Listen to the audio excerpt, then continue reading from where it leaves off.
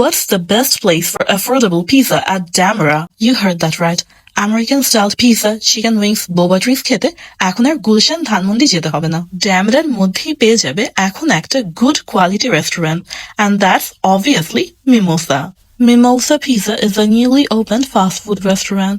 They have a minimalistic yet cute interior, with their focus mainly being on the taste and quality of food. তাদের খাবারের price মাত্র 2 থেকে 300 টাকার মধ্যে। তাদের অনেক পিজা অপশনস থেকে আমরা ট্রাই করেছিলাম chicken pizza, which was quite cheesy and delicious.